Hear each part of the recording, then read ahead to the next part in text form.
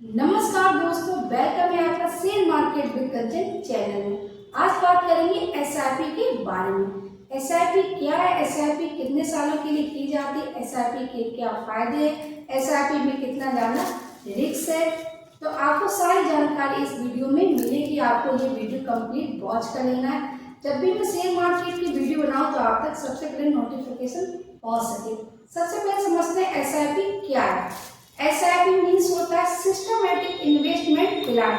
इस प्लान के तहत आप महीने की एक निश्चित तारीख पर पैसे को जमा कर सकते हो किसी भी म्यूचुअल फंड में। चाहे आप बैंक के थ्रू भी एसआईपी कर सकते हो या आप ऑनलाइन ऐप के थ्रू एसआईपी भी कर सकते हो। चाहे आप वन टाइम के लिए एसआईपी किसी भी म्यूचुअल फंड में कर सकते हो या आप महीने की एक निश्चित तारीख पर भी एसआईपी को स्टार्ट कर सकते हो।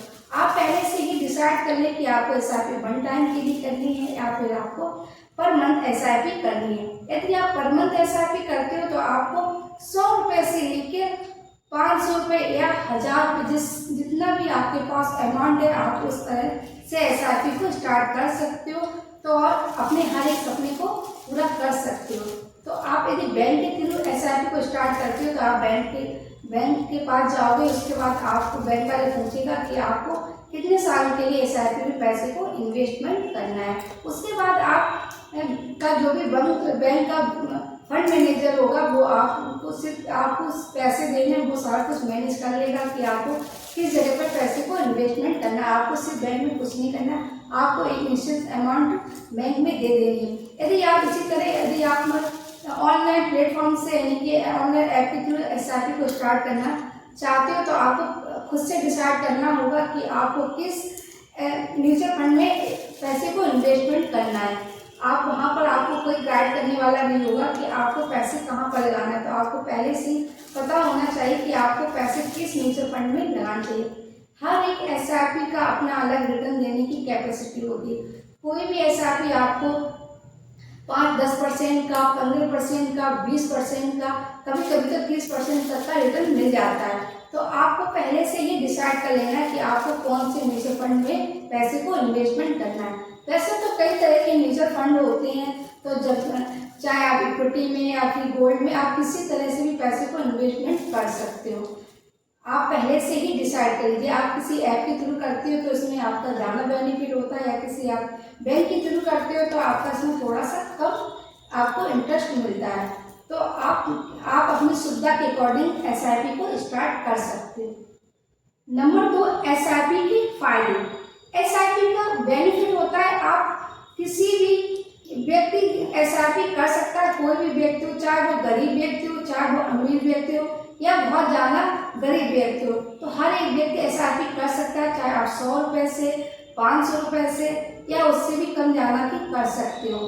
तो आपका बेनिफिट ये होता है, आपका ये फायदा है कि आप लॉन्ग टर्म में आपको अच्छा खासा 5 से 10%, 20% तक का रिटर्न मिलता है। उसके साथ ही आप अपने हर एक सपने को आसानी से पूरा कर सकते हो।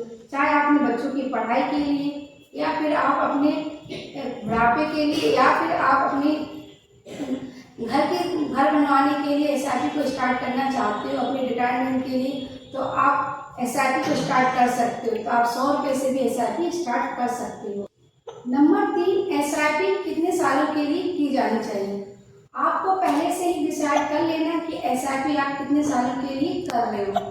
चाहे आप 5 साल के लिए या 10 साल, जितना हो सके आप लंबे समय के लिए एसआईपी करते हो, यानी लॉन्ग टर्म के लिए एसआईपी करते हो तो आपको उतना ही ज़्यादा ब्याज मिलता है। तो आप जितना हो सके अपने सपने को पूरा करने के लिए आप ज़्यादा से ज़्यादा एसआईपी को लॉन्ग टर्म के लिए करिए, 10 से 20 साल के लिए, तो आपका रिटर्न कई गुना बनता है।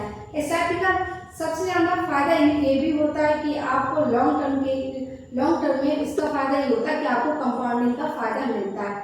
शुरुआत में आपको 1 ईयर में आपको ज़्यादा कुछ इंटरेस्ट नहीं मिलेगा, उसके बाद आपको कंपाउंडिंग का फायदा मिलने लगता है। 1 का 2, 2 का 4, 4 का 8 बनने लगता है। तो इस तरह आप पैसे को इन्वेस्टमेंट कर सकते हो।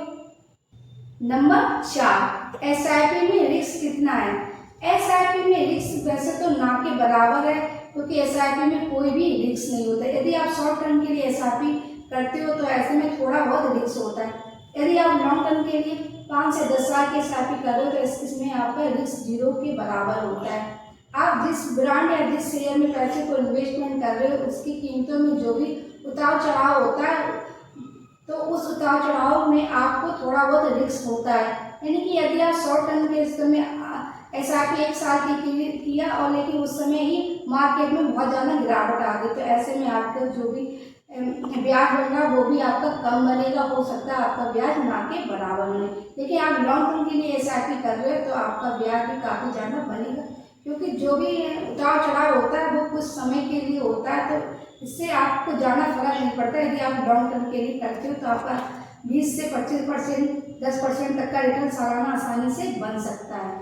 यदि आपको ये जानकारी अच्छी लगी हो, आपको लगता है ये वीडियो आपके काम में आ सकता है, तो आप मेरे चैनल को लाइक एंड सब्सक्राइब अवश्य करें। इसके साथ ही मेरी तरफ से कोई भी रिकमेंड नहीं होता है कि आप किसी जगह पैसे को इन्वेस्टमेंट करें। पहले आप खुद का रिसर्च करिए, उसके बाद ही किसी जगह पर पैसे को इन्वेस्टमेंट करें। यदि आपको ये जानकारी अच्छी लगी हो तो आप अपनी फैमिली फ्रेंड के साथ शेयर करना बिल्कुल भी ना भूलें। कंप्लीट वीडियो देखने के लिए thank you so much, bye and take care.